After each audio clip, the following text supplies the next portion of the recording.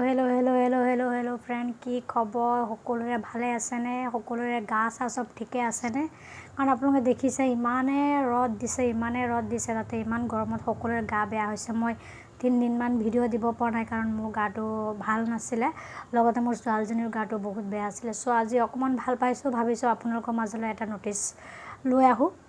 চ' সকলোকে আকৌ স্বাগতম জনাইছোঁ মোৰ চেনেললৈ। আৰু আজি মই আকৌ আপোনালোকৰ মাজলৈ আৰু এটা ভিডিঅ' লৈ আহিছোঁ। আজিৰ ভিডিঅ'টোত মই এইটো বছৰৰ যি আমাৰ নাৰ্ছিঙৰ GNM নাৰ্ছিঙৰ লাষ্ট চান্স বুলিয়ে ক'ব পাৰি, যি কেথলিকত দি আছে। চ' ফ্ৰম তাৰে গোটেই ডিটেইলছ আপোনালোকৰ মাজলৈ আজি জনাম। চ' ভিডিঅ'টো আৰম্ভ কৰাৰ আগতে সকলোকে ৰিকুৱেষ্ট, যদি আপোনালোকে মোৰ চেনেলত নতুন আছে প্লিজ চেনেলটো ছাবস্ক্ৰাইব কৰি দিব। আৰু যদি আপোনালোকে বেল আইকনটো প্ৰেছ কৰা নাই, বেল আইকনটো প্ৰেছ কৰি দিব যাতে নতুন নতুন আপডেটবিলাক পাই থাকে।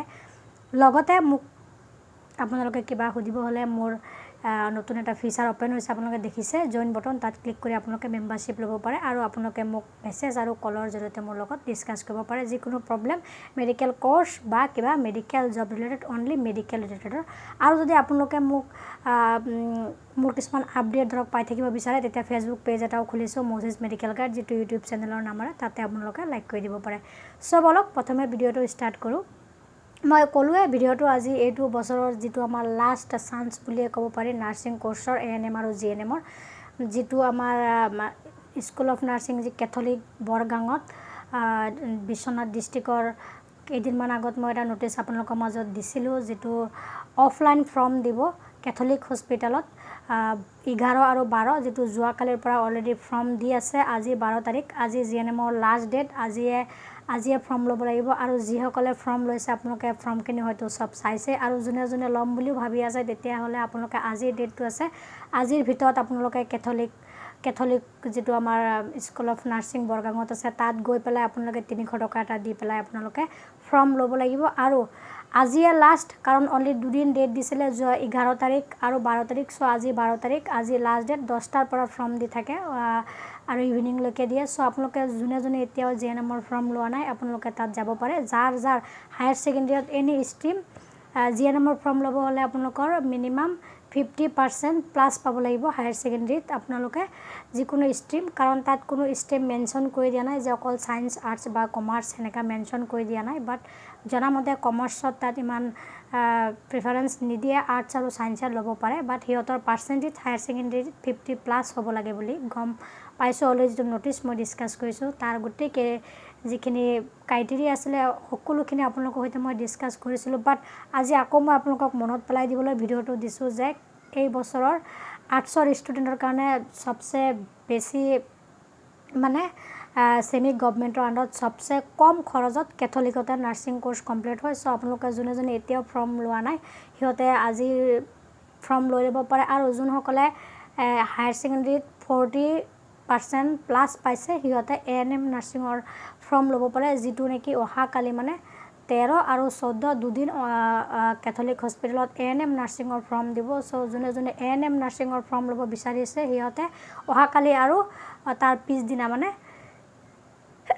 মই কৈছিলোঁ মোৰ গাটো বেয়া, 13 আৰু 14 দুদিন ফৰ্ম দিব। চ' আপোনালোকে তাত গৈ পেলাই নিজৰ আইডেণ্টিটি লৈ পেলাই ফৰ্ম ল'ব। আৰু যোনে আজি GNMৰ ফৰ্ম ল'ব সিহঁতে নিজৰ অল ডকুমেণ্ট লগতে আপোনালোকে আইডেণ্টিটি প্ৰুফ হিচাপে নিজৰ পাছপৰ্ট ফটো আৰু ধৰক আপোনালোকৰ identity card, voter card, PAN card বা আধাৰ কাৰ্ড, যিকোনো এটা ডকুমেণ্ট আপোনালোকৰ লগত লৈ যাব যে অৰিজিনেলি আপোনালোকে হয়নে নহয় তাৰ ভেৰিফাই কৰি আপোনালোকক 300 এটা মানে অফলাইন পে'মেণ্ট কৰি আপোনালোকে ফৰ্মটো ল'ব পাৰে। আৰু ফৰ্মটো ছাবমিশ্যন ডেট আপোনালোকে ফৰ্ম যেতিয়া ল'ব তাত লিখাই থাকে উইদিন 1 মান্থৰ ভিতৰত আপোনালোকে ছাবমিট কৰিব লাগিব সেই ফৰ্মখন। আপোনালোকে লৈ লগে ফিল আপ কৰি ছাবমিট কৰিব নোৱাৰে।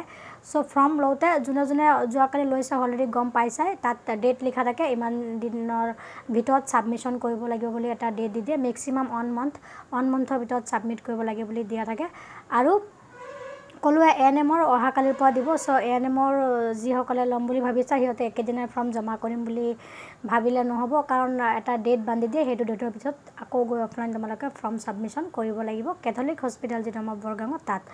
আৰু এইটোৱে আছিলে যিটো কেথলিক ৰিলেটেড নাৰ্ছিং এইটোৱে আছিলে কেথলিকৰ যেটো নাৰ্ছিং ৰিলেটেড মই লাষ্ট ভিডিঅ'ত অলৰেডি ডিছকাছ কৰিছোঁ চ' লাষ্ট ডেট আজি GNMৰ চ ভাবিলোঁ আকৌ তোমালোকৰ মাজলৈ ভিডিঅ'টো দিওঁ যোনে লোৱা নাই আকৌ কৈছোঁ তোমালোকে ল'ব পাৰা যেটো প্ৰাইভেট সেমি গভৰ্ণমেণ্টৰ প্ৰাইভেটত সবচে কম খৰচত কেথলিকত হৈ যায় 3 লাখ মেক্সিমাম 320 GNM 3 বছৰ ওলাই যায় বাট এই একে GNM তুমি প্ৰাইভেট কোনবা ইনষ্টিটিউটত কৰিব গ'লে মিনিমাম 7 লাখ কিছুমানৰ 10 লাখসো পৰি যায় সো প্ৰত্যেকটা ইনষ্টিটিউটৰ যি পেকেজ সব বেলেগ থাকে সো কেথলিকৰ পেকেজটো অকমান কম আছে যেটো নেকি মিডল ক্লাছ ধৰা আমাৰ নিচিনা মিডল ক্লাছে প্ৰায়খিনি এফৰ্ড কৰিব পাৰে বাট যিখিনি প্ৰাইভেট সেইখিনি অকমান বেছি কষ্টলি হয় সো কেথলিকত যোৱা কেথলিকত সিট কেপাসিটিও ধৰা মিনিমাম 25 থাকে আৰু 25 সিটৰ পৰা 60 লৈকে সিট থাকে সো প্ৰত্যেক বছৰৰ সিট কেপাসিটি চেঞ্জ হৈ থাকে সো তাতে লোৱা তাত এটা কথা যে তোমালোকে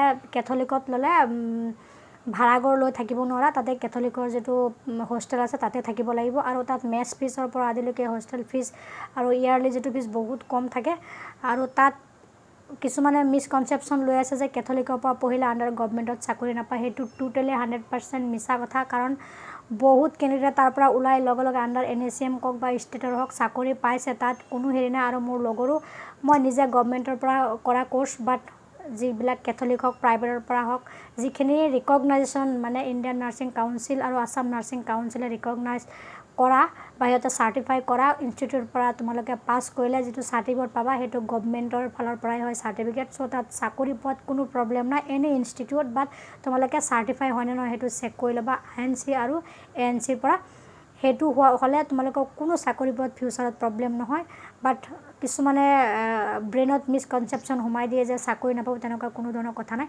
যদি পঢ়িব বিচাৰি আছে লৈ ল'ব পাৰা ফ্ৰম বাট আন্ডাৰ গভৰ্ণমেণ্টত আৰ্টছে নোৱাৰিব GNM সো এটো এটা চান্স যাতে কেথলিকত আৰ্টছকো প্ৰিফাৰেন্স দিছে সো ল'ব পাৰা বা ইনষ্টিটিউট কিছুমান প্ৰাইভেটত কৰিব হলে তোমালোকে বহুত কষ্টলি হ'ব বাট যদি ঘৰৰ অৱস্থা ভাল আছে ফাইনান্সিয়ালি তোমালোকে ফিট আছে ল'ব পাৰা মই ফোৰ্স কৰা নাই বাট ইয়াত অকমান মিডল ক্লাছ আৰু তাতকে অকমান কম ফ্যামিলি ফাইনান্সিয়ালি থকা সকলে ল'ব পাৰে আৰু হেতু আছিল আজিৰ ভিডিও দুদিনমান দিয়া নাই কলৈ মোৰ গাটো অকমান ভাল নাছিলে সো নেক্সট ভিডিওত আকৌ লগ পোৱাৰ প্ৰতিশ্ৰুতিৰে আকৌ ৰিকুৱেষ্ট যদি কোনবা নতুন আহিছা প্লিজ চেনেলটো সাবস্ক্ৰাইব কৰি দিবা আৰু এনি কাইন্ড অফ মেডিকেল আৰু হেল্থ ৰিলেটেড মেডিকেল জব হক কোৰ্স হক মোৰ চেনেলত সকলোতকে প্ৰথম পাবা তাৰ কাৰণে চেনেলটো সাবস্ক্ৰাইব কৰি দিবা আৰু নেক্সট ভিডিওত মই Srimanta Sankardev university of health science আৰু যেটো ডিগবৈৰ ICL BSc নাৰ্ছিং আৰু শ্ৰীমন্তৰ GNM তাৰ লেটেষ্ট নিউজ কালেক্ট কৰি আছো লৈ আহিম so keep watching my channel